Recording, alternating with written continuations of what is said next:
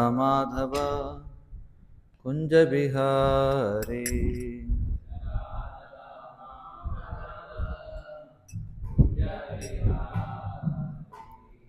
జయ రాధా మాధవ కుంజ బిహారీ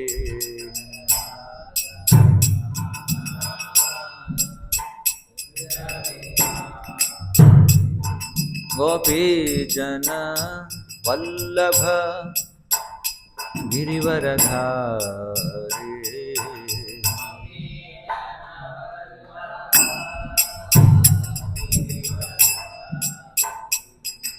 గోపీజన వల్లభ గిరివరధారి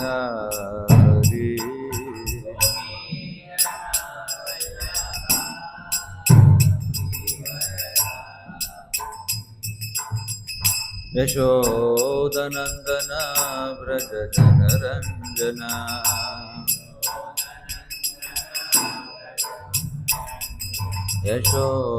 యశోదనందన వ్రజ జనరంజన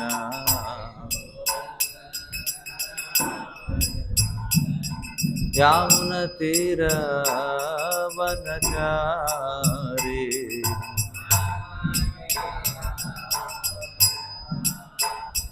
యామున తీర వనచారి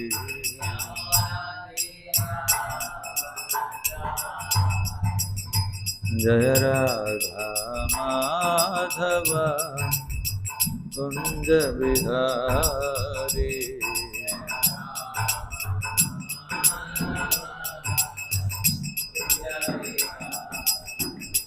జయ జయ రాధా మాధవ కుంజ బిహారీ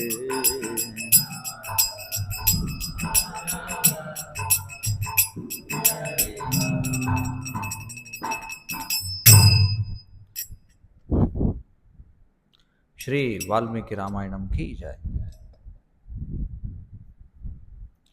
ओम ज्ञानतिमिरान्धस्य ज्ञानाञ्जनशलाकया चक्षुरुन्मीलितं येन तस्मै श्रीगुरवे नमः। नम ओं विष्णुपादाय कृष्णप्रेष्ठाय भूतले श्रीमते भक्तिविकासस्वामिन्निति नामिने। नम ओं विष्णुपादाय कृष्णप्रेष्ठाय भूतले श्रीमते भक्तिवेदान्तस्वामिनिति नामिने। नमस्ते सारस्वती देवे गौरवाणी प्रचारिणे निर्विशेषशून्यवादी पाश्चात्यदेशतारिणे। जय श्री कृष्ण चैतन्य प्रभु नित्यानंद श्री अद्वैत गदाधर श्रीवासादि गौरभक्तवृंद। हरे कृष्ण कृष्ण कृष्ण हरे हरे, हरे राम राम राम हरे हरे। హరే కృష్ణ.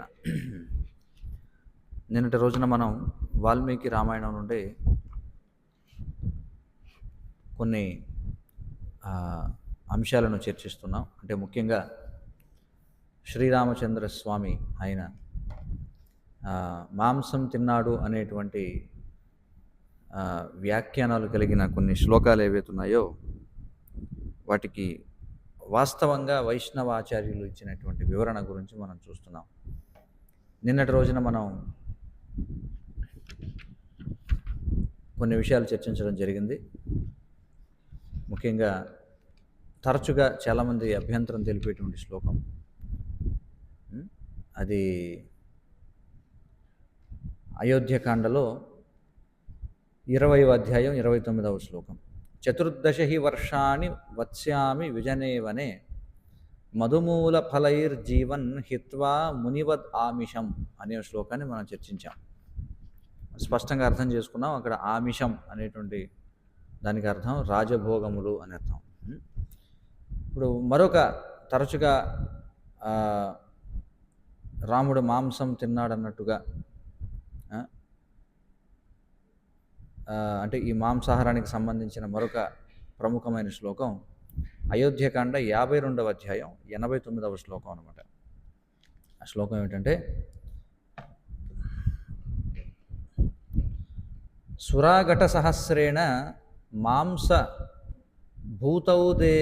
మాంసభూతౌదనేన చ యక్ష్యే త్వాం ప్రియతాం దేవి పురీం పునరుపాగత. సురాఘట సహస్రేణ మాంసభూతౌదనేన చ యక్ష్యే త్వాం ప్రియతాం దేవి పురీం పునరుపాగత అనేది శ్లోకం. దీన్ని వైష్ణవాచార్యులు ఏమని దీన్ని అనువాదం చేస్తారంటే, ఓ దేవి, నేను నా పురమునకు తిరిగి వచ్చిన తరువాత నిన్ను దేవతలకు సైతం పొందసఖ్యం కానటువంటి వేలాది సంభారములతో నిన్ను అర్చిస్తాను. అలాగే ఏ రాజు చేత జయింపబడినటువంటి భూమి చేత, అలాగే వస్త్రముల చేత, వండినటువంటి అన్నము చేత నేను నిన్ను పూజిస్తాను. ఇది నీకు సంతృప్తినివ్వుగాక అని చెప్పి ఇక్కడ అర్థం అన్నమాట. అర్థమవుతుంది కదా? ఏమిటిది? ఓ దేవి, నేను పురమునకు తిరిగి వచ్చిన తర్వాత, పురీం పునరుపాగత అంటే పురమునకు తిరిగి వచ్చిన తర్వాత, ఓ దేవి, నేను నిన్ను వేలాది సంభారములతో పూజిస్తాను. ఏమిటా వేలాది సంభారములు? దేవతలకు సైతం లభ్యం కానటువంటివి, అలాగే భూమిపై ఏ రాజు చేత నాది అని చెప్పబడినటువంటిది, వస్త్రములతోటి, అన్నముతోటి నేను నిన్ను పూజిస్తాను. ఇది నిన్ను సంతృప్తిపరచుగాక అనేటువంటిది అనమాట. అయితే ఇతరులు ఈ శ్లోకాన్ని ఎలా అనువదిస్తారంటే, ఓ దేవి, నేను నా పురమునకు తిరిగి వచ్చిన తర్వాత నిన్ను వేలాది కుండల మద్యంతో, అలాగే మాంసం రూపంలో ఉన్నటువంటి ఆహారంతో నిన్ను నేను పూజిస్తాను. ఇది నీకు సంతృప్తినివ్వుగాక అని ఇతరులు దాన్ని అనువాదం చేస్తారట. చూడండి ఎంత తేడా ఉంది రెండింటికి. మరి ఇక్కడ మనం చూసినట్లయితే రెండు ముఖ్యమైనటువంటి పదాలు ఉన్నాయి. ఏమిటవి? సురాఘట సహస్రేణ, అలాగే మాంస భూతౌదనేన అనేటువంటివి రెండు అర్థాలు అన్నమాట. చూద్దాం అవి ఏమిటనేది. సురాఘట సహస్రేణ అనే దాన్ని సుర అఘట సహస్రేణ లేదా సురా ఘట సహస్రేణ అని రెండు విధాలుగా దాన్ని విభజన చేయవచ్చు. ఒకవేళ దాన్ని సుర అఘట సహస్రేణ అని దాన్ని విచ్ఛిన్నం చేసినట్లయితే అప్పుడు దాని అర్థం ఏమొస్తుందంటే, దేవతల చేత కూడా పొందసఖ్యం కానటువంటి వేలాది పదార్థములతో అని అర్థం వస్తుంది. మరి ఇది రామాయణ శిరోమణి అనేటువంటి భాష్యంలో ఇదే అర్థం ఇవ్వబడింది. అలా కాకుండా ఒకవేళ సురా ఘట సహస్రేణ అని అనువాదం చేస్తే ఏమవుతుందట అంటే, అప్పుడు వేలాది మద్యపు కుండలతో అని అర్థం వస్తుందట. చూడండి, అదే వాక్యం దాన్ని రెండు రకాలుగా విచ్ఛిన్నం చేస్తే రెండు భిన్నమైనటువంటి అర్థాలు వస్తాయి. ఎందుకంటే సురా అంటే ఆధ్యాత్మిక మద్యం అని అర్థం వస్తుంది అనమాట. స్పిరిచువల్ లిక్కర్ అంటే పూర్వం యజ్ఞాల సమయాల్లో సేవింపబడేటువంటి మద్యం అని అర్థం వస్తుంది. కానీ మోనియర్ విలియమ్స్ నిఘంటువును అనుసరించి, అలాగే ఆప్టే నిఘంటువును అనుసరించి దాని అర్థం నీరు అని కూడా వస్తుంది. చూడండి, నీరు అని కూడా అర్థం ఇవ్వచ్చు దానికి. అయితే మనం అర్థం చేసుకోవాల్సింది ఏమిటంటే, గంగాదేవిని గంగాజలముతోటే అర్చించడం అనేది మనకి సాంప్రదాయంగా ఉంది. అంటే ఇక్కడ ఇంతకీ ఎవరిని పూజిస్తానని చెప్తున్నారు అంటే, సీతాదేవి గంగాదేవిని అర్చిస్తానని చెబుతుంది. ఇక్కడ నదిని దాటేటప్పుడు ఏముంటుందంటే, మళ్ళీ నేను తిరిగి వచ్చిన తర్వాత, వనవాసం పూర్తి చేసుకుని మళ్ళీ నా పురమునకు తిరిగి వచ్చిన తర్వాత నిన్ను ఈ విధంగా వేలాది కుండల, అది వివిధ వ్యక్తులు వివిధ రకాలుగా వ్యాఖ్యానించారు, దానితో పూజిస్తానని చెప్తుంది. కొంతమంది ఏమని వ్యాఖ్యానించారు దాన్ని? వేలాది కుండల మద్యంతో అలాగే మాంసాహారంతో అర్చిస్తానని కొంతమంది వ్యాఖ్యానించారు. కానీ వైష్ణవాచార్యులు ఎలా దాన్ని మనకి అర్థాన్ని ఇచ్చారంటే, దేవతల చేత కూడా, ఎందుకంటే చూడండి, సురాఘట అని ఉంది, సుర ఆఘట అని విడదీయచ్చు, దాన్ని సుర అఘట అని విభజించవచ్చు, లేదా సురాఘట అని కూడా విభజించవచ్చు. ఆ 2 రకాలుగా విభజిస్తే 2 అర్థాలు మారిపోతున్నాయి. ఒకటేమో మద్యపు కుండలని అర్థం వస్తుంది, ఒకటి దేవతలకు కూడా లభ్యం కానటువంటి పదార్థాల చేత అని. చూడండి ఎంత ప్రమాదకరం. అంటే ఒక దగ్గర కాకుండా వేరే దగ్గర విభజన చేస్తే ఒక పదాన్ని, ఒక సంధిని ఎలా తేడాలు వచ్చేస్తాయి చూడండి. కానీ మనం చూస్తే పూర్వం నుంచి కూడా సాంప్రదాయం ఏమిటి? గంగను ఏ విధంగా అర్చిస్తారు? గంగ యొక్క నీటితోనే అర్చిస్తారు. ఇది మనకు తెలిసినటువంటి విషయమే. ఇక తర్వాత పంక్తులు ఏమన్నారంటే చూడండి, యక్ష్యేత్వాం ప్రియతాం దేవి పురీం పునరాగత. ఒకటి సురాగట సహస్రేణ అన్నారు, తర్వాత మాంసభూతౌదనేనచ అని చెప్పి అన్నారు. ఇప్పుడు ఈ పదాన్ని విశ్లేషణ చేస్తే మాంసభూతౌదనేన అనే దాన్ని మా అంశ భూ ఉత ఓదన అని విభజన చేయొచ్చట, లేదా మాంసభూత ఓదన అని విభజన చేయొచ్చట. ఒకవేళ దాన్ని మా అంశ భూ ఉత ఓదన అని గనుక విభజన చేస్తే దాని అర్థం ఏమిటంటే, ఏ రాజు చేత నాది అని ప్రకటించబడిన భూమి చేత, అలాగే వస్త్రముల చేత, ఉడికిన అన్నము చేత నిన్ను పూజిస్తానని అర్థం వస్తుంది. ఇది మరి ప్రధానమైనటువంటి వ్యాఖ్యాతలు ఆ విధంగా వ్యాఖ్యానం చేశారు. అలా కాకుండా ఒకవేళ దాన్ని మాంసభూత ఓదన అని అనువాదం చేశారనుకోండి, అలా విడగొడితే అప్పుడు ఏమైపోతుందట, మాంసం రూపంలో ఉన్నటువంటి ఆహారంతో అని అర్థం వస్తుందట. లేదా మరొక అర్థం కూడా వస్తుంది చూడండి, మాంస అనేటువంటి పదానికి పండ్ల యొక్క గుజ్జను కూడా సంస్కృతంలో అర్థం ఉంది. అర్థమవుతుంది. సంస్కృతంలో మాంసము అంటే ఇక్కడ బాగా పక్వమైనటువంటి పండు యొక్క గుజ్జు రూపంలో ఉన్న ఆహారంతో నిన్ను పూజిస్తానని కూడా అర్థం ఉంది. కాబట్టి ఇక్కడ మనకి ఫ్లెషీ ఫ్రూట్ చూడండి, అంటే బాగా పల్పీ ఫ్రూట్ అని చెప్పి అంటాం కదా, అంటే బాగా గుజ్జు ఉన్నటువంటి దాన్ని కూడా, అంటే ఒక పండు యొక్క ఏదైతే గుజ్జు ఉంటుందో దాన్ని కూడా మాంస అనేటువంటి పదం ఉంది సంస్కృతంలో. అందుకే శ్రీరంగ దేవాలయంలో ఇప్పటికీ కూడా వాళ్ళు ఏమని చదువుతారట అంటే ఉదయాన్నే ఆమ్రఫల మాంసఖండ సమర్పయామి అని చెప్పి అంటారట. ఆమ్రఫల మాంసఖండం సమర్పయామి అంటే, ఆమ్రఫలం అంటే ఏమిటి? మామిడికాయ ముక్క నీకు సమర్పిస్తున్నాము అని అర్థం. అక్కడ మాంస అనే పదం వాడబడుతుంది. కాబట్టి మాంస అనగానే ఇదేదో జంతువుల మాంసం అనే కాదు అర్థం. మాంస అంటే అనేకమైనటువంటి అర్థాలు ఉన్నాయి. అది ఒక పండు యొక్క గుజ్జు అని కూడా అర్థం వస్తుంది. ఎందుకంటే మాంస అనేటువంటి పదం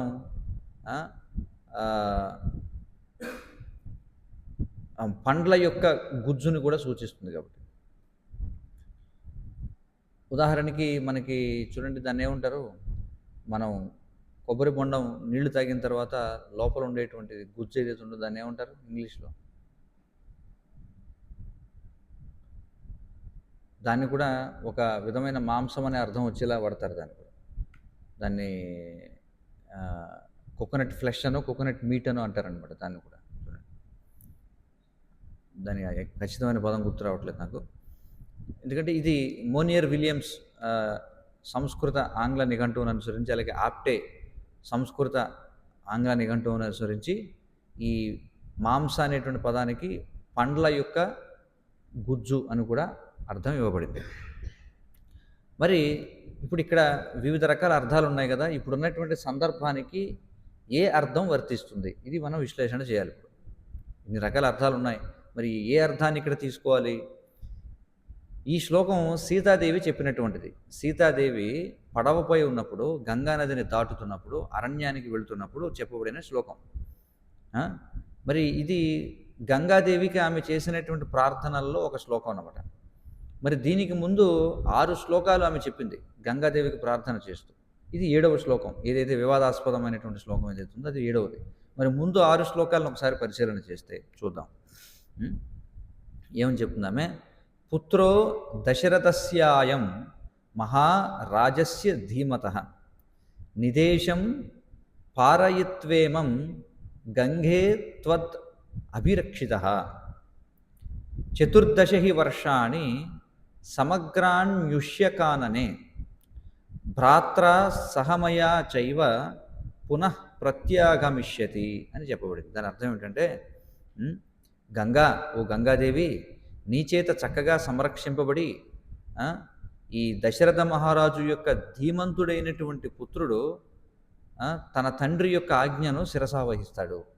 అంటే ఎవరు? దశరథ మహారాజు యొక్క ధీమంతుడైన పుత్రుడు అంటే శ్రీరామచంద్రుడు. నీ చేత అంటే ఇక్కడ గంగాదేవి చేత రక్షింపబడి తన తండ్రి యొక్క ఆజ్ఞను శిరసావహిస్తాడు.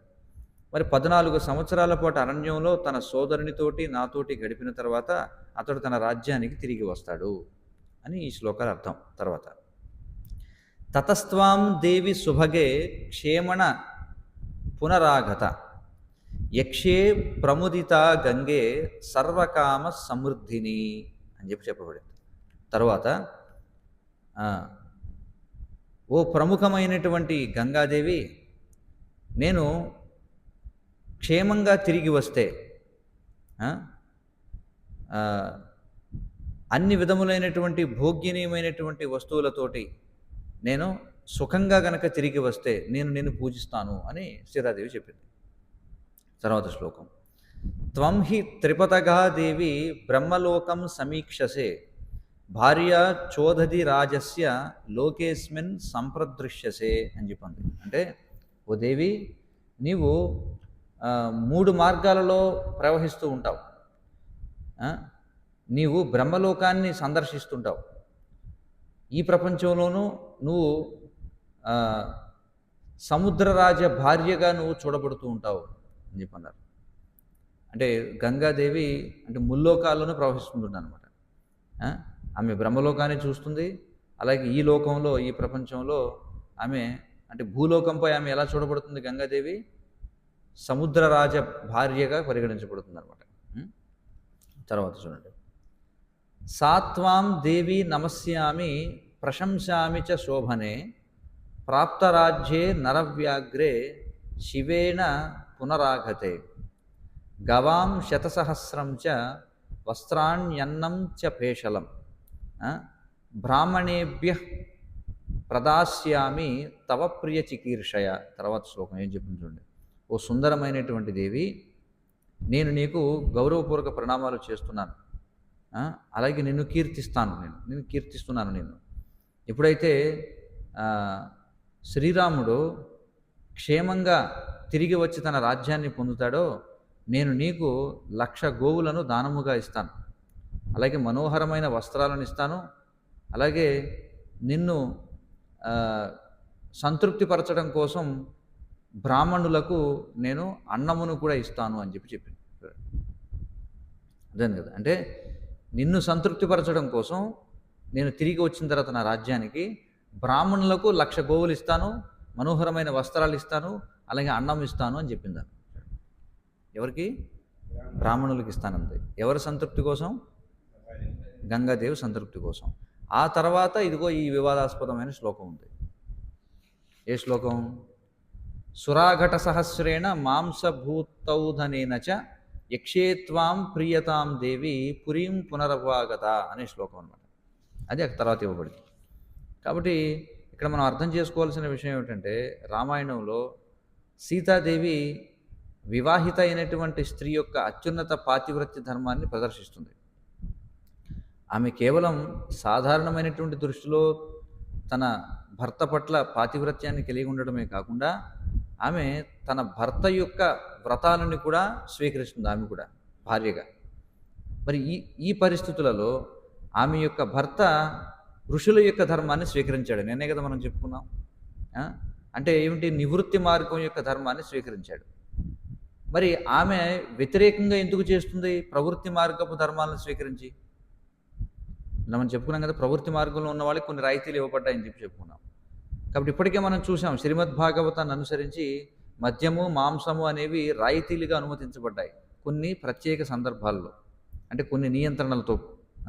అవి ఎవరి కోసం అంటే ప్రవృత్తి మార్గంలో ఉన్నటువంటి వారి కోసం, అంతేగాని నివృత్తి మార్గంలో ఉన్న వారి కోసం కాదు. మరి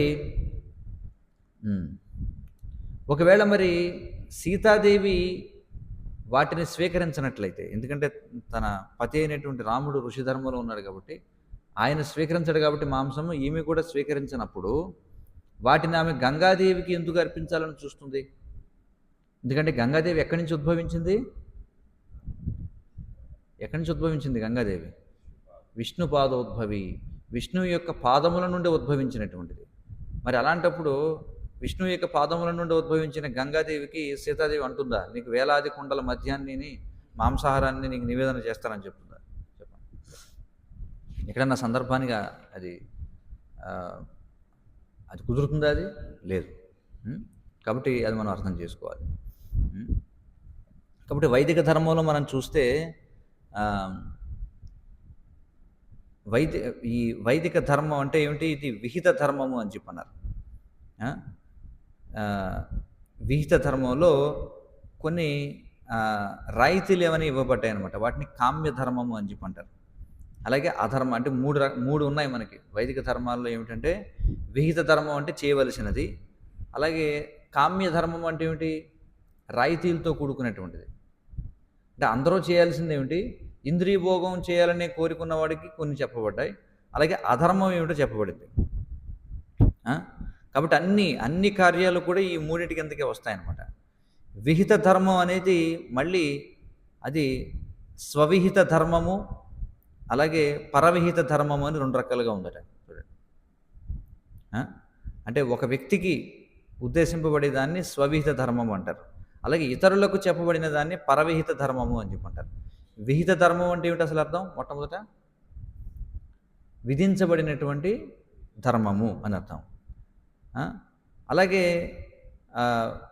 వైదిక ధర్మంలో ఇవ్వబడినటువంటి రాయితీలతో కూడిన అనుమతులు ఏవైతే ఉన్నాయో వాటిని ఏమంటారు? కామ్య ధర్మములు అని చెప్పి అంటారు. ఈ రెండింటికి వ్యతిరేకమైనటువంటి వాటిని ఏమంటారు? అధర్మము అని చెప్పి అంటారు. ఇక విహిత ధర్మం మళ్ళీ రెండు రకాలుగా ఉంది. ఏమిటంటే ఎవరికి వాళ్ళకి చెప్పబడింది స్వవిహిత ధర్మము అని, ఇతరులకు చెప్పబడిన దాన్ని పరవిహిత ధర్మము అని చెప్పంటారు. ఇక నివృత్తి మార్గంలో వ్యక్తి స్వవిహిత ధర్మంలో నిమగ్నమై కామ్య ధర్మాన్ని, పరవిహిత ధర్మాన్ని, అధర్మాన్ని విడిచిపెట్టాల్సి ఉంటుంది. అదే నివృత్తి మార్గం అంటే. స్వవిహిత ధర్మం అంటే ఏదైతే తనకు కేటాయించింది దాన్ని మాత్రమే చేయాలి. కామ్య ధర్మాల జోలికి వెళ్ళకూడదు, అలాగే ఇతరులకు విహితమైన ధర్మాల జోలికి వెళ్ళకూడదు, అలాగే అధర్మం జోలికి వెళ్ళకూడదు. మరి రామచంద్రుడు మనం చూస్తే రామాయణంలో ఆయన యొక్క జీవితంలో ఆయన ఈ విధంగా తన స్వవిహిత ధర్మంలో నిమగ్నమై ఉండి కామ్య ధర్మాన్ని, పరవిహిత ధర్మాన్ని, అధర్మాన్ని విడిచిపెట్టాడో మనం గమనించవచ్చు రామాయణాన్ని క్షుణ్ణంగా మనం పరిశీలన చేసినట్లయితే. మరి విహిత ధర్మం అనేది సాధారణంగా నిత్య నైమిత్తిక ధర్మము అని చెప్పి అంటారు. అంటే ప్రతిరోజు కూడా చేయవలసినటువంటి కార్యాలు, ప్రతిరోజు చేయాల్సినవి కొన్ని ఉంటాయి. క్రమం తప్పకుండా ఇన్ని రోజులకు ఒకసారి చేయాల్సినవి కొన్ని ఉంటాయి, అలాగే సందర్భాన్ని బట్టి చేయవలసినవి కొన్ని ఉంటాయి. ఏమిటవి?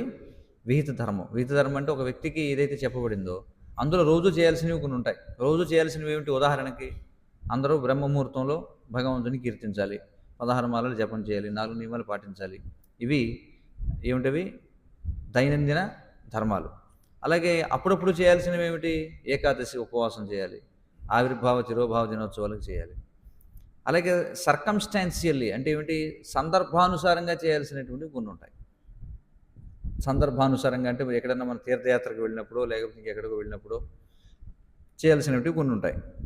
కాబట్టి ఇవన్నీ కూడా మనం అర్థం చేసుకోవాలన్నమాట. మరి వీటన్నిటిని బట్టి చూస్తే మరి సీతాదేవి ఇక్కడ మాంసాహారం తినే అలవాటు ఉన్నట్టుగా మనకి ఏమైనా అనిపిస్తుందా? లేదు. అలాగే ఆమె గంగాదేవికి అవి ఎందుకు అర్పించాల్సిన అవసరం లేదు, ఎందుకంటే విష్ణు పాదోద్భవి. చూడండి. సో కాబట్టి ఆ విధంగా వ్యాఖ్యానించడం అనేది తగినది కాదు ఆ శ్లోకానికి. అందుచేత ఇక్కడ వైష్ణవాచార్యులు, గౌడీయ వైష్ణవాచార్యులు ఇచ్చినటువంటి అనువాదం ఏదైతే ఉందో అది సందర్భానికి తగినట్టుగా ఉంది. ఏదది? ఏమర్పిస్తానని చెప్పింది? ఇక్కడ ఏం చెప్పారు మనకి అనువాదంలో? దేవతలకు కూడా లభించనటువంటి వేలాది పూజా ద్రవ్యాలతో నేను నిన్ను అర్చిస్తాను. అలాగే ఏ రాజు చేత నాది అని ప్రకటించబడినటువంటి భూమి చేత, వస్త్రముల చేత, వండినటువంటి అన్నం చేత నిన్ను పూజిస్తాను అని చెప్పింది అనమాట. అది ఇక్కడ సరిపోతుంది. ఏమైనప్పటికీ ఇక్కడ ఏం చెప్తున్నారంటే మనం నిక్కచ్చిగా చెప్పాలంటే ఈ శ్లోకాన్ని మరొక విధంగా కూడా అనువాదం చేయొచ్చుట. ఎలాగంటే, ఓ దేవి, నేను నా పురమునకు తిరిగి వచ్చిన తర్వాత నిన్ను వేలాది కుండల నీటితోటి అలాగే పండ్ల యొక్క రసభరితమైనటువంటి భాగములతోటి నిన్ను పూజిస్తానని కూడా అనువాదం చేయొచ్చు. ఎందుకంటే మనం చెప్పుకున్నాం కదా, మాంస అంటే ఏదైతే పండ్ల యొక్క రసభరితమైనటువంటి కండ ఏదైతే ఉంటుందో దాన్ని కూడా మనం మాంస అని చెప్పొచ్చు. కాబట్టి ఇది నిన్ను సంతృప్తిపరచుగాక అని కూడా మనం చెప్పొచ్చు. ఇది కూడా ఏమవుతుంది, సందర్భానికి తగినట్టుగా ఉంటుంది అని చెప్పన్నారు. కాబట్టి ఆ రెండవ శ్లోకం కూడా మనం చూసాం ఏ విధంగా దాన్ని ఆచార్యులు వివరించారు. ఇక మరొక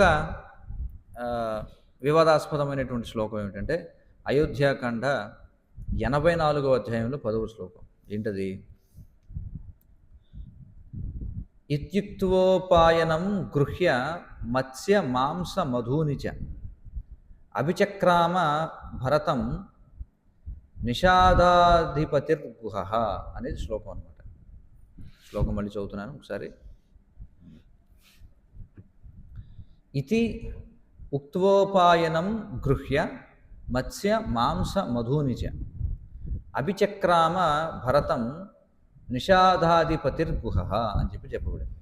మరి దాన్ని గౌడీయ వైష్ణవాచార్యులు ఎలా దాన్ని అనువాదం చేశారంటే, ఈ విధంగా చెప్పి నిషాదుల పాలకుడైనటువంటి గుహుడు తనతో కొన్ని బహుమానాలను తీసుకొని భరతుడి వద్దకు వెళ్ళాడట.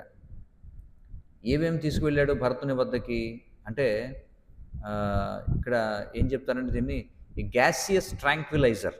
గ్యాసియస్ ట్రాంక్విలైజర్ అంటే దాన్ని ఏమంటామంటే, ఇప్పుడు చూడండి మనకి ఈ శ్వాస మన ఈ ఏదైతే శ్వాస వ్యవస్థ ఉందో దాన్ని పరిశుభ్రం చేసేటువంటివి. అంటే ఇప్పుడు చూడండి మనకి ఇప్పుడు అమృతధార అని ఇలాంటివి మనం తయారు చేస్తుంటారు కదా. మనకి ఏదో ఏమంటారు కేఆర్పి తైలం ఏమంటారు దాన్ని అందరూ వాడతారు కదా, ఆయుర్వేద తైలం. అది వాము పువ్వుతోటి తెలుసు కదా, దేంతో తయారు చేస్తారు? వాము పువ్వు, ఇంకేమేమి వాడతారు అందులో? కర్పూరం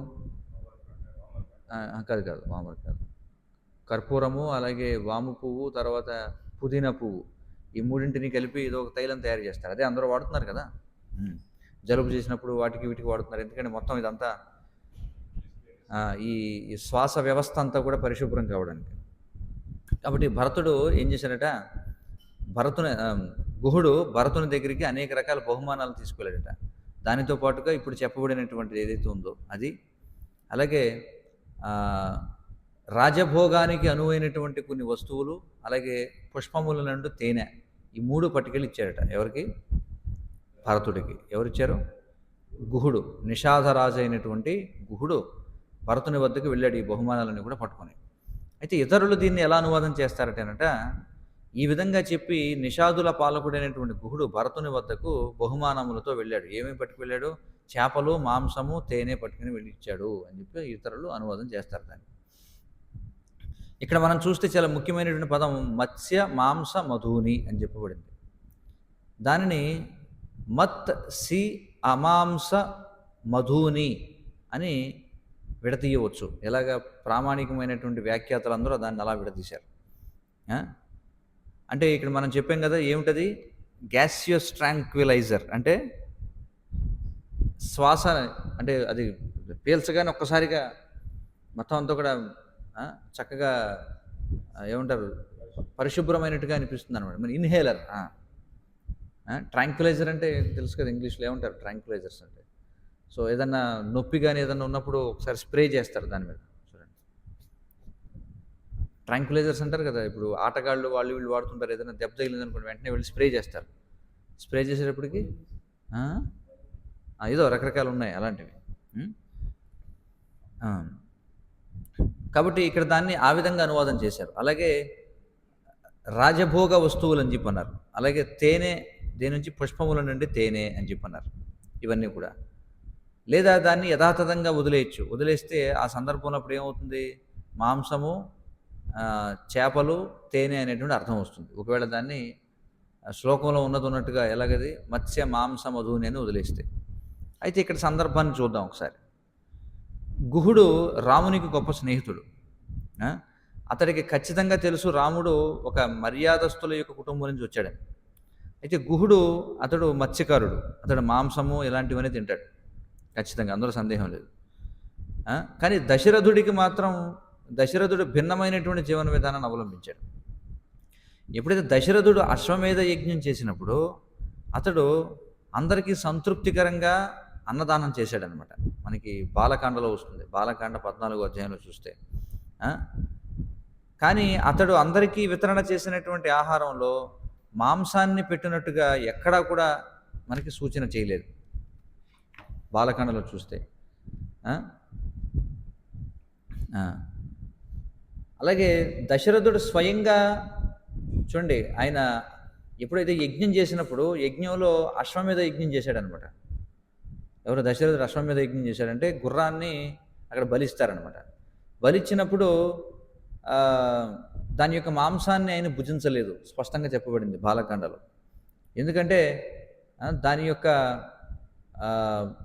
దాని యొక్క దేహం అంతా కూడా ఈ యజ్ఞాగ్నిలో ఉంచబడింది. అందుచేత దాన్ని ఉచ్చిష్టం ఏది కూడా మిగలలేదు అని చెప్పబడింది అనమాట. ఎందుకంటే మనం చూసాం కదా నిన్నటి రోజున మాంసం 2 రకాలుగా ఉంటుందని. ఏమిటి 2 రకాల మాంసం? మేధ్యము, అమేధ్యము అని 2 రకాలుగా ఉంటుంది మాంసం. మేధ్యము అంటే ఏమిటి? వైదిక యజ్ఞములలో అర్పించబడినటువంటి పశువు యొక్క మాంసాన్ని మేధ్య మాంసం అంటారు, అది తీసుకోవచ్చు యజ్ఞం చేసినటువంటి వాడు.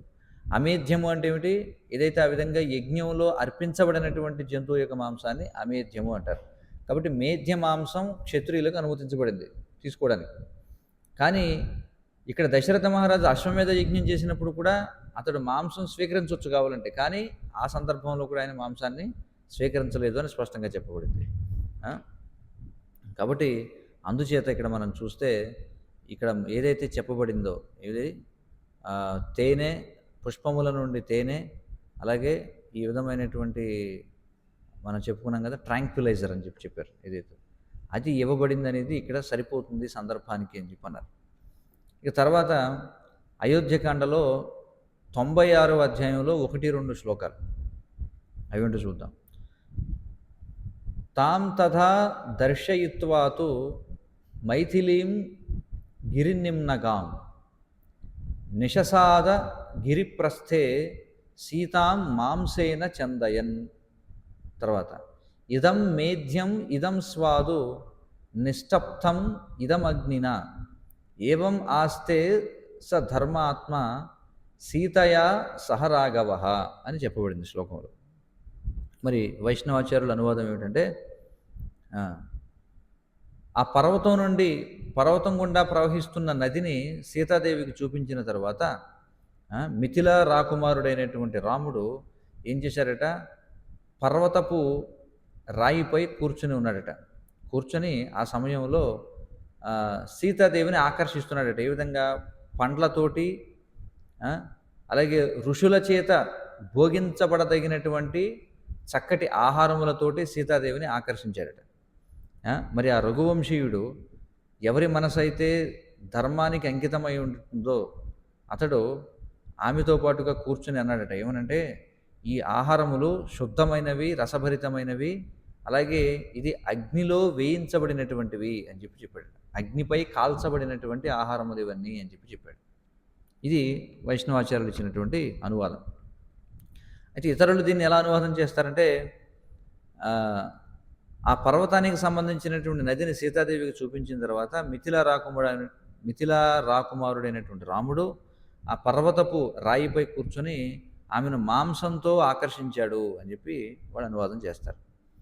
మరి ఆ రఘువంశీయుడు ఎవరి మనసు అయితే ధర్మానికి అంకితమై ఉంటుందో ఆమెతో ఆయన కూర్చుని ఉండి ఏమని చెప్పాడట, ఇదిగో ఇది మేధ్యము. మేధ్యము అంటే ఇప్పుడు ఏమిటి అర్థం? ఇది మేధ్యము, ఇది రసభరితమైనటువంటిది, మంటపై కాల్చినది అని చెప్పి సీతాదేవికి చెప్పాడు అని చెప్పి కొంతమంది వ్యాఖ్యానం చేస్తారు. అర్థమవుతుంది కదా. కానీ వైష్ణవాచార్యులు ఏమని చెప్పారు దాన్ని? ఇవి శుద్ధమైనటువంటి ఆహారాలు, రసభరితమైనటువంటివి, అలాగే అగ్నిపై కాల్చబడినటువంటివి అని చెప్పి వాళ్ళు చెప్పారు. హ్మ్. మనం పూర్వ శ్లోకాల్లో మనం ఇప్పటికే చర్చించాం. ఏంటంటే రాముడు మాంసం తింటాడనేది అని ఆలోచించడం ఏ విధంగా అది అసంబద్ధమైనటువంటిదో. హ్మ్. మరి ఈ శ్లోకంలో కూడా ఆ విధమైనటువంటి అర్థాన్ని మనం తీయకూడదు అనే దానికి మరొక కారణం ఏమిటంటే, రాముడు అరణ్యంలో జీవిస్తున్నప్పుడు వానప్రస్థాశ్రమ నిషేధాలను స్వీకరించాడట స్వయంగా. చూడండి, రాముడు వనంలో ఉన్నప్పుడు ఏం చేశాడు? వానప్రస్థ జీవనపు నిషేధాలను స్వీకరించాడు. రాముడు గృహస్థ జీవనంలో ఉన్నాడు, కానీ అతడు వానప్రస్థ ధర్మాన్ని స్వీకరించాడట వనవాసం చేస్తున్నప్పుడు. ఎందుకంటే ఈ విషయాన్ని ఆయనే స్వయంగా చెప్పాడు. ఎప్పుడు? గుహుడు అతడికి ఆహారాన్ని అర్పించినప్పుడు. ఎక్కడంటే అయోధ్యకాండలో 50వ అధ్యాయంలో 44వ శ్లోకంలో ఏం చెప్పాడు చూడండి. కుశచీరాజినధరం ఫలమూలాసినం చ మాం విద్ధి ప్రణిహితం ధర్మే తాపసం వనగోచరం అని చెప్పి అన్నాడు. ఏమన్నాడంటే గుహునితో రాముడు, చూడు గుహ, నేను కుశగ్రాసముతోటి అలాగే బెరడుతోటి జింక చర్మంతో తయారు చేయబడినటువంటి వస్త్రాలను ధరించి పండ్లను మూలములను తింటున్నాను. నేను ధర్మానికి అంకితమై ఉన్నటువంటి వాడిని. అలాగే నేను అరణ్యంలో జీవిస్తున్న తాపసుడిని అని చెప్పాడు. కుశచీరాజినధరం ఫలమూలాసినం చ మాం. చూడండి, స్పష్టంగా ఉంది ఇందులో. ఫలములను మూలములు అంటే ఏమిటి? వేర్లను నేను తిని బతుకుతున్నాను. నేను కుశగ్రాసంతో తయారు చేయబడినది, బెరడుతో తయారు చేయబడినది, జింక చర్మంతో తయారు చేయబడినటువంటి వస్త్రాలను నేను ధరిస్తున్నాను. అలాగే నేను ఫలములను మూలములను తింటున్నాను. అలాగే పూర్తిగా నేను ప్రణిహితం ధర్మే, అంటే ధర్మ ప్రణీతునై ఉన్నాను నేను పూర్తిగా. ఇంకా నేను తాపసం వనగోచరం. చూడండి, అంటే వనాల్లో కనిపించేటువంటి తపస్విలాగా జీవిస్తున్నాను నేను అని చెప్పాడు స్పష్టంగా. మరి రాముడు ఈ వానప్రస్థ ధర్మాలను స్వీకరించాడు, అంతేగాని క్షత్రియ గృహస్థ ధర్మాలను స్వీకరించలేదు అరణ్యంలో ఉన్నప్పుడు అనే విషయం భరతుడు కూడా నిర్ధారణ చేశాడట. చూడండి, అంటే రాముడు క్షత్రియ గృహస్థుడు అయినప్పటికీ వనవాసం చేసినంతకాలం ఏ నియమాలను ఆచరించాడు? వానప్రస్థ ధర్మాన్ని ఆచరించాడు. చూడండి, మరి మనం చూస్తే వానప్రస్థులు ఏ విధమైన మాంసాన్ని తినడానికి లేదు, అది నిషిద్ధం వానప్రస్థులకు. ఇంకా గృహస్థులకు అనుమతించబడింది, అది కూడా మనం చెప్పుకున్నాం. ఎలాంటిది అది? అది కూడా మేధ్య మాంసం అని చెప్పి. కానీ వానప్రస్థులు ఏ విధమైనటువంటి మాంసాన్ని స్వీకరించడానికి లేదు. ఇది నేరుగా మనుస్మృతిలో చెప్పబడింది ఈ విషయం. మనుస్మృతి 6:14 ఏం చెప్తుంది? వర్జయేన్ మధుమాంసం చ భౌమాని కవకాని చ భూస్తృణం శిఘ్రుకం చైవ శ్లేష్మాంతక ఫలాని చ అని చెప్పబడింది. అంటే వానప్రస్థంలో ఉన్నటువంటి వాళ్ళు తేనెటీగల చేత సేకరించబడినటువంటి తేనెను విడిచిపెట్టాలట, జంతు మాంసాన్ని విడిచిపెట్టాలట, పుట్టగొడుగులను విడిచిపెట్టాలట. అలాగే ఇక్కడ ఏమన్నారంటే హార్స్ రాడిష్ స్టెమ్స్ అన్నారంటే అది ఒక రకమైనటువంటి ఆకుకూర అన్నమాట, దాన్ని విడిచిపెట్టాలి. అలాగే శాఖమును విడిచిపెట్టాలి, అలాగే పండ్లను విడిచిపెట్టాలి. ఎలాంటి శాఖములు పండ్లు అంటే కఫము ఏర్పడకుండా చేసేటువంటి ఏవైతే ఉన్నాయో శాఖములు పండ్లు అలాగే కాండములు ఏవైతే ఉన్నాయో వాటిని విడిచిపెట్టాలి. ఎందుకంటే అవన్నీ కూడా అమేధ్యముగా పరిగణించాలి అని చెప్పి అన్నారు కదా.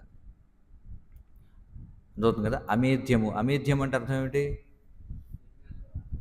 యజ్ఞానికి అర్పించబడినటువంటి మాంసంతో సమానము ఇవన్నీ, కాబట్టి వానప్రస్థులు అవి స్వీకరించకూడదు అని చెప్పారు. ఇవన్నీ అమేధ్యము అని చెప్పారు. కాబట్టి వాస్తవంగా వానప్రస్థాశ్రమంలో చేయవలసినవి చేయకూడనివి ఏవైతే ఉన్నాయో వర్ణాశ్రమ విధానాన్ని అనుసరించి అవన్నీ శ్రీమద్భాగవతంలో 2 సార్లు చెప్పబడ్డాయి వానప్రస్థ ధర్మానికి సంబంధించి. ఒకటి 7వ స్కందం 12వ అధ్యాయంలో, అలాగే 11వ స్కందం 18వ అధ్యాయంలో వివరించబడ్డాయి. మరి ఈ అధ్యాయంలో మనం చూసినట్లయితే చాలా తీవ్రమైనటువంటి కఠినమైనటువంటి అసలు వానప్రస్థులు ఏ విధమైనటువంటి ఆహారాలను స్వీకరించాలని చాలా స్పష్టంగా వివరించబడింది. మరి చాలా స్పష్టంగా చెప్పబడింది, ఏ విధమైనటువంటి మాంసము కూడా అనుమతించబడలేదు వానప్రస్థాశ్రమంలో. కాబట్టి ఎవరైతే సంస్కృతం తెలిసినటువంటి వాళ్ళు ఇక్కడ ఏమంటున్నారంటే, మరి 4 వైష్ణవ సాంప్రదాయాల్లో అలాగే గౌడీయ వైష్ణవాచార్యులు రచించినటువంటి ఏవైతే వ్యాఖ్యానాలు ఉన్నాయో అవి చదవండి అని చెప్పంటున్నారు. మరి ఇక్కడ మనం గమనించాల్సిన మరొక విషయం ఏమిటంటే, రాముడు కౌసల్యాదేవితో చెప్పాడు ఏమనంటే, అతడు అరణ్యంలో జీవించడానికి వెళతానని చెప్పి ఇంకేమన్నాడు, అలా చెప్పినప్పుడు ఆమె వెంటనే ఏమవుతుందంటే స్పృహ తప్పిపడిపోతుంది.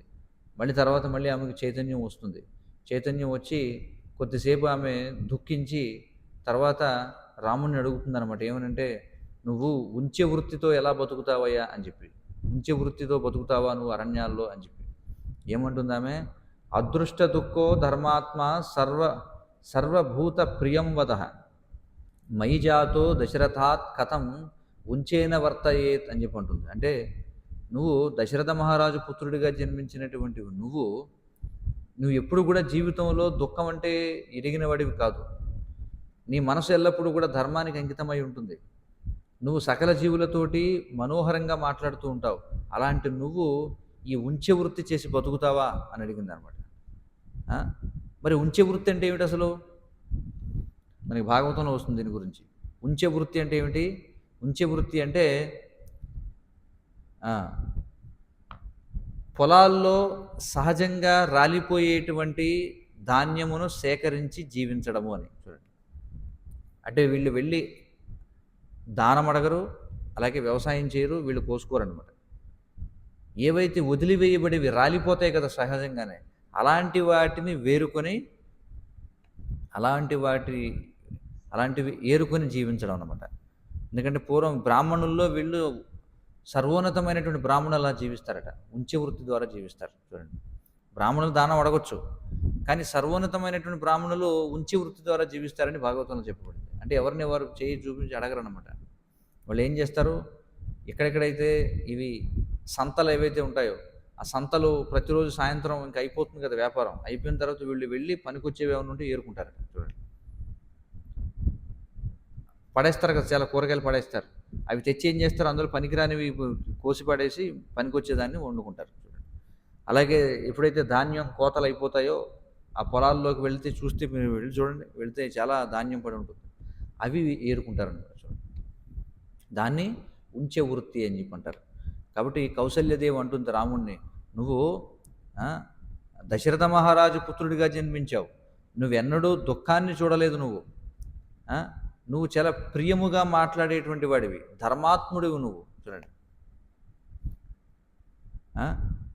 అలాగే నువ్వు ప్రియం వద అంటే ప్రియముగా మాట్లాడేటువంటి వాడివి సకల జీవులకు కూడా. అలాంటి నువ్వు ఎలాగయ్యా ఉంచెముపోయి ఆధారపడి జీవిస్తావా అని అడిగింది అనమాట. మరి మనుస్మృతిలో చెప్పబడింది దీని గురించి. లేదా ఇది కేవలము మూలములను, పండ్లను, అలాగే పడిపోయినటువంటి ఆకులను మరియు నీటిని తీసుకుని జీవించడం అని కూడా అర్థం ఉంది. మహాభారతంలో చెప్పబడింది. మహాభారతంలో ఉంచ అంటే అర్థం ఏమిటంటే, ఉంచ అంటే పడిపోయిందని అర్థం. ఒక విధంగా చెప్పాలంటే అంటే ఏరుకోవడం అని అర్థమవుతుంది కదా, ఏరుకోవడము అని చెప్పి. వేటిని ఏరుకోవడం అంటే వేళ్ళు, పండ్లు, రాలిపోయినటువంటి ఆకులు, అలాగే నీటిని స్వీకరించి బతకడం అని చెప్పబడింది మహాభారతంలో. మరి కౌసల్యాదేవి ఖచ్చితంగా ఇక్కడ చెప్పబడినటువంటి విషయం మనసులో ఉంది. ఎందుకంటే తర్వాత శ్లోకంలో ఆయన చెప్తుందన్నమాట. ఎప్పుడైతే ఆమె ఉంచేన వర్తయేత్ అని అన్నదో, ఆవిడికి మనసులో దేనిని ఉద్దేశించి మాట్లాడింది ఉంచేన అంటే తర్వాత శ్లోకంలో చూడవచ్చు మనం. యస్య భృత్యాశ్చ దాసశ్చ మృష్టాన్యన్నాని భుంజతే కథం స భోక్షతే నాథో వనే మూల ఫలాన్యయం అని చెప్పబడింది. ఎవరదంటే చివరికి అతడి యొక్క సహాయకులు మరియు సేవకులు కూడా అద్భుతమైనటువంటి అన్నాన్ని తింటారు. మరి అలాంటప్పుడు అతడు అంటే తమ యజమాని ఏ విధంగా మూలములను, పండ్లను అరణ్యంలో తిని బతుకుతాడు అని చెప్పాను. ఎవరిని? రాముని ఉద్దేశించి అంటుందన్నమాట. అంటే రాముడు రాజ్యంలో ఉన్నప్పుడు ఆయన యొక్క సహాయకులు, సేవకులు కూడా అద్భుతమైనటువంటి అన్నమును తినేవారట. మరి అలాంటిది వారికి యజమాని అయినటువంటి నువ్వు ఎలా అరణ్యాలకు వెళ్ళి ఆ మూలములు పండ్లు తింటావయ్యా అని అడిగింది. కాబట్టి స్పష్టంగా మనకు అర్థమవుతుంది ఏమిటంటే ఇక్కడ రాముడు ఏ విధమైనటువంటి ధర్మాన్ని ఆచరించాడు కదా దాని గురించి. కాబట్టి ఎలా చూసినప్పటికీ మరి ఉంచె వృత్తిని అనుసరించేటువంటి వాడు అసలు మాంసాన్ని తినడం అనేది ఏ విధంగానూ కూడా సరిపోలదు. ఆ విధంగా అనువాదం చేయడం అనేది తప్పు అని చెప్పి ఇక్కడ చెప్తున్నారు అనమాట. ఎప్పుడైతే సీతాదేవి రాముణ్ణి వేడుకుంటుందో, ఏమని తనను అరణ్యానికి తీసుకువెళ్ళమని వేడుకుంటుందో, రాముడు 28వ అధ్యాయంలో, అయోధ్యకాండ 28వ అధ్యాయంలో వానప్రస్థ వ్రతంలో ఉండేటువంటి కష్టాలు ఏమిటో వివరిస్తాడనమాట. అంటే సీతాదేవిని తీసుకెళ్లకుండా ఉండడం కోసం. అంటే ఎంత కష్టంగా ఉంటుందో చెప్తే ఆమె ఆగిపోతుందేమో అని చెప్పి రాముడు వానప్రస్థ జీవనపు కష్టాల గురించి చెప్తాడు 28వ అధ్యాయంలో. దాని యొక్క సారం ఇలా ఉందన్నమాట. ఏమిటవి చూడండి. అహోరాత్రం చ సంతోష కర్తవ్యో నియతాత్మన ఫలైర్ వృక్షావపతితై సీతే దుఃఖం అతోవనం. చూడండి, రాముడు చెప్తున్నాడు సీతాదేవితో ఏమంటున్నాడు, ఉదయమున సాయంత్రమున నియమించబడినటువంటి మనసుతో అరణ్యంలో జీవించేటువంటి వాడు తమంతట తాముగా చెట్ల నుండి రాలినటువంటి పండ్లను తినడం ద్వారా సంతృప్తి చెందాలి ఓ సీత. అందుకే అరణ్య జీవనం అనేది దుఃఖంతో కూడుకుని ఉంది సుమా అని చెప్పి అన్నాడు. చూడండి, అంతేగాని ఎక్కడ చెప్పాడు ఆయన అరణ్యంలో మనం జింకల్ని వాటిని వేటాడుకొని చక్కగా తినొచ్చు, రోస్ట్ చేసుకుని అని చెప్పి అన్నాడు. ఎక్కడ లేదు, స్పష్టంగా ఉంది అక్కడ. ఆయన చెప్పాడు ఏమిటి అంటే రాముడు ఏ విధమైనటువంటి ఆహారం, ఆయన కనీసం ఆయన ఎక్కడ చెట్లెక్కి ఏమి కోసుకున్నట్టు కూడా లేదు, రాలిపోయినటువంటి వాటిని తిని బతికాడు రాముడు. అలాంటప్పుడు మరి మాంసం తిని బతికాడని ఎలా చెప్తారు చూడండి. ఇంకా ఏం చెప్పాడు చూడండి రాముడు సీతాదేవితో. అరణ్య జీవనం ఎలా ఉంటుందో అంటే సీతాదేవిని అంటే భయపెట్టడం కోసం అని కాదు, వాస్తవాలు చెప్తున్నాడు అనమాట. ఎందుకమ్మా నువ్వు సుకుమారంగా పెరిగావు, నువ్వు నాతో పాటు వచ్చి ఎందుకు కష్టాలు పడతావు అరణ్యంలో చెప్పు అని చెప్పి. ఇంకేమన్నాడు, ఉపవాసశ్చ కర్తవ్యో యథా ప్రాణేన మైథిలి జటాభారశ్చ కర్తవ్యో వల్కలాంబరధారిణ అని చెప్పి అన్నాడు. మైథిలి, ఎవరైతే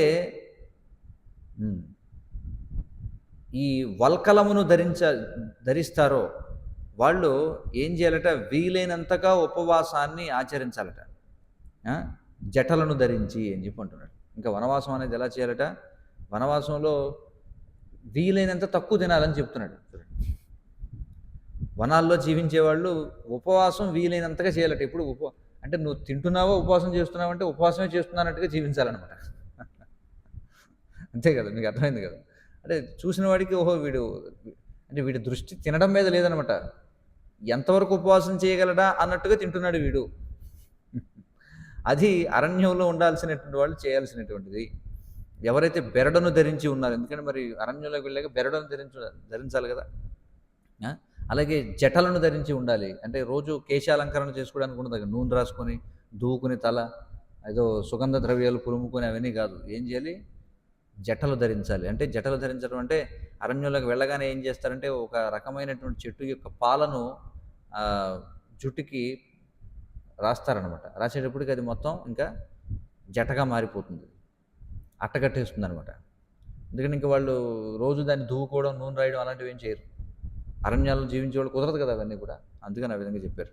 ఇంకేం చెప్పాడు చూడండి, యథా లబ్ధేన సంతోష కర్తవ్యస్థేన మైథిలి యథాహారైర్ వనచరైర్ నిత్యం దుఃఖం అతోవనం. చూడండి, వనంలో ఉండే కష్టాల గురించి చెప్తున్నాడు ఇక్కడ సీతాదేవితో. అంటే నువ్వు ఇక్కడే ఉండు, ఎందుకు నువ్వు అంత సుకుమారంగా పెరిగిందని నాతో అరణ్యానికి వచ్చి ఎందుకు బాధపడతావు అనుకో. ఏం చెప్తున్నాడు, ఎవరైతే అరణ్యంలో జీవిస్తారో తమ యొక్క ఆహారాన్ని నియంత్రించి వాళ్ళు ప్రతిరోజు ఏదైతే లభిస్తుందో దానితో సంతృప్తి చెందాలి ఓ మైథిలి. అందుచేత అరణ్యం అనేది గొప్ప దుఃఖకరమైనది అని చెప్పాడు. అరణ్య జీవనం అనేది దుఃఖకరంగా ఉంటుంది అని చెప్పాడు అనమాట. కాబట్టి ఇక్కడ మనం రాముడు ఈ వానప్రస్థ జీవనం ఏదైతుందో, అంటే నిజమైనటువంటి వానప్రస్థ జీవనం ఏదైతుందో దాన్ని ఊరికే ఎక్కువ చేసి చెబుతున్నాడని అనుకోకూడదు. ఏది సీతాదేవిని భయపెట్టడానికి, ఆ విధంగా నాతో పాటు నువ్వు వనానికి రావద్దని భయపెట్టడం కోసం ఎక్కువ చేసి చెప్తున్నాడని అనుకోకూడదు. వాస్తవంగా రాముడు దాన్ని ఆచరించాడు. రామో ద్విర్నాభిభాషతే అని చెప్పబడింది చూడండి. రామో ద్విర్నాభిభాషతే అంటే రాముడు ఒకసారి ఏదైనా చెప్పిన తర్వాత దాన్ని వెనక్కి తీసుకోడు అని చెప్పన్నారు. అదే కదా, రాముడి నుండి వచ్చేటువంటి రెండిటికి తిరుగులేదని చెప్పి అంటారు. ఏమిటవి? రాముని మాట, రాముని తోట. తోట అంటే ఏమిటి? ఇక్కడ బాణం, బుల్లెట్ అని కాదు. రామ బాణము, రాముని యొక్క మాట, ఈ రెండు ఒక్కసారి ఆయన వదిలేడంటే మళ్ళీ వెనక్కి తీసుకోడని చెప్పి అంటున్నారు. చూడండి, రామాయణం రెండో అంటే అయోధ్యకాండ 18వ అధ్యాయం 30 శ్లోకంలో చెప్పబడింది అనమాట. కాబట్టి అవును, రాముడు సీతాదేవి తనతో పాటుకు రావాలని కోరుకోలేదు, కానీ అలాగని రాముడు ఏదో ఒక విధంగా సీతాదేవిని తీసుకువెళ్లకుండా ఉండడం కోసం అబద్ధాలు ఎక్కడ కూడా మాట్లాడలేదు. ఇది మనం అర్థం చేసుకోవాలి. అలాగే 13వ శ్లోకంలో మనం చూస్తే ఆయన అంటున్నాడు, ఏమంటున్నాడంటే మరి జుట్టు కూడా మరి జటలు కట్టించుకోవాల్సి ఉంటుంది అని చెప్పాడు. మరి ఆ విధంగా చేశాడు కూడా రాముడు అరణ్యానికి వెళ్ళగానే. అలాగే 11వ శ్లోకంలో ఆయన ఏమన్నాడంటే మరి అరణ్యానికి వెళితే ఇది పత్రముల శయ్యపై పడుకోవాల్సి ఉంటుందని చెప్పాడు. పత్రముల శయ్య అంటే ఏమిటి? కింద ఆకులు పరుచుకొని పడుకోవాల్సి ఉంటుందని చెప్పాడు. మరి అలాగే చేశాడు రాముడు తర్వాత కూడా. మరి ఎక్కడ కూడా మనం చూస్తే ఇందులో ఈ అధ్యాయంలో మాంసం గురించిన ప్రస్తావన ఎక్కడా లేదు, లేదా బతకడం కోసం జంతువులను చంపిన ప్రస్తావన లేదు. ఎందుకంటే వానప్రస్థులు ఏ విధమైనటువంటి మాంసాన్ని తినడానికి లేదు కాబట్టి. తర్వాత కొంతమంది వాదించవచ్చట, ఏమనంటే మరి రాముడు వాస్తవంగా మాంసాన్ని త్యజించినట్టయితే మరి హనుమంతుడు ఎందుకని సీతాదేవితో తర్వాత సీతమ్మ నువ్వు లేని సమయంలో రాముడు మాంసాన్ని కూడా భోగించలేదని ఎందుకు చెప్పాడు? ఎందుకంటే తర్వాత ఖండలో మనం చూస్తాం, 5వ ఖండలో అంటే సుందరకాండ బహుశా, ఎప్పుడైతే అశోకవనంలో సీతాదేవిని బంధిస్తాడో ఇప్పుడు హనుమంతుడు వెళ్తాడు కదా అక్కడికి రాయభారం కోసం, అంటే అక్కడ చూసి రావడానికి వెళ్తాడు కదా. వెళ్ళినప్పుడు ఏముంటాడంటే మరి నా స్వామి రాముడు ఎలా జీవిస్తున్నాడని అడిగితే హనుమంతుడు ఏముంటాడంటే, అమ్మ నువ్వు లేనప్పుడు ఆయన మాంసమును కూడా స్వీకరించట్లేదని చెప్పి అంటాడు. నా మాంసం రాఘవో భుంక్తే అని చెప్పి అంటాడు. అంటే దీని అర్థం ఏమిటి అంటే పూర్వం ఆయన మాంసాన్ని తినేవాడని అరణ్యంలో లేదు. కాబట్టి ఇక్కడ మనం అర్థం చేసుకోవాలి ఈ విధంగా ఏమిటంటే, ఎందుకంటే వానప్రస్థము అంటే వానప్రస్థ జీవనం అంటే అది పూర్తిగా నిషేధిస్తుంది అనమాట మాంసాహారం తినడం. కాబట్టి మనం ఇప్పటికే చూసాం, ఆమిష అనేది మాంస అనే దానికి ఒక పర్యాయ పదము అని చెప్పి. అలాగే ఆమిష అనే దానికి ఒక అర్థం ఏమిటంటే భోగ్య వస్తువు అని అర్థం, లేదా భోగము అని అర్థం. ప్రత్యేకించి దేన్ని సూచిస్తుందంటే రాజభోగ్య వస్తువులను సూచిస్తుంది. ఎందుకంటే సీతాదేవి యొక్క ఏమంటారు ఇక్కడ ఎడబాటులో, అంటే సీతాదేవి లేని సమయంలో రాముడు చూడండి సుగ్రీవుడు కొత్తగా రాజ్యాన్ని పొందాడు కదా, వాలిని సంహరించి రాముని సహాయంతో వాలిని సంహరించి సుగ్రీవుడు ఏం చేశాడు అంటే రాముడు చంపాడు వాలిని, సుగ్రీవుడికి తన రాజ్యం వచ్చింది. కాబట్టి సుగ్రీవుడు అప్పటి వరకు అడవుల్లో జీవిస్తున్నాడు, ఆ కొండల్లో ఈ గుహల్లో దాక్కుని ఉన్నాడు. కానీ ఎప్పుడైతే వాలి యొక్క రాజ్యం లభించగానే చక్కగా ఇంద్రియ భోగం మొదలుపెట్టాడు. రామాయణంలో మనం చూడొచ్చు. మరి రామలక్ష్మణులకు కూడా ఆ భోగ్య వస్తువులన్నీ అందుబాటులో ఉన్నాయి, కావాలంటే వాళ్ళు కూడా భోగించవచ్చు. కాబట్టి ఇక్కడ హనుమంతుడు చెప్పిన విషయం ఏంటంటే, నీవు లేని సమయంలో రాముడు ఏ విధమైనటువంటి రాజభోగాలను కూడా అనుభవించలేదు, అనుభవించే అవకాశం ఉన్నప్పటికీ అని చెప్పి. ఏ విధంగా ఉంది అవకాశం? ఎందుకంటే సుగ్రీవుడు కొత్తగా రాజ్యాన్ని పొందాడు కదా. చూడండి, ఈ విషయం కిష్కింద కాండలో మనకి స్పష్టం చేయబడుతుంది అనమాట. కాబట్టి మనం అర్థం చేసుకోవాలి. ఇక్కడ అర్థం ఏమిటంటే రాఘవుడు సౌఖ్యమును భోగించలేదు అని అర్థం. కాబట్టి అది మనం అర్థం చేసుకోవాల్సినటువంటి విషయం. కాబట్టి ఏ విధంగా చూసినా సరే అంటే మాంస అనేటువంటి పదానికి ఉన్నటువంటి పర్యాయ పదాలను పరిగణించినా, అలాగే మాంసం అనేది 2 రకాలుగా ఉంటుంది, మేధ్యము అమేధ్యము అనేది పరిగణించిన మరి రాముడు మనం చూస్తే ఆయన ఋషి ధర్మాన్ని స్వీకరించాడు, అదొకటి కారణం. మాంసము లేదా ఆమిష అన్న ప్రతి చోటన కూడా దాన్ని మనం మాంసం అంటే అనేక రకాల అర్థాలు ఉన్నాయి. పండ్ల యొక్క ఖండ ఏదైతే ఉంటుందో దాన్ని కూడా మాంసం అని అంటారు. అలాగే రాజభోగ్యములను కూడా మాంసం అని అంటారు. వాస్తవంగా మాంసాన్ని కూడా మాంసం అని అంటారు. కానీ ఏ విధంగా చూసినా సరే రాముడు మాంసాన్ని స్వీకరించలేదు. ఎందుకంటే ఆయన ఋషి ధర్మాన్ని స్వీకరించాడు, రెండవది ఆయన వానప్రస్థ ధర్మాన్ని స్వీకరించాడు కాబట్టి. మరిన్ని విషయాలు రాముని చిత్తమైతే మరొక రోజున చర్చించడానికి ప్రయత్నం చేద్దాం. హరే కృష్ణ కృష్ణ కృష్ణ హరే హరే, హరే రామ రామ రామ హరే హరే. శ్రీ వాల్మీకి రామాయణం కీ జయ.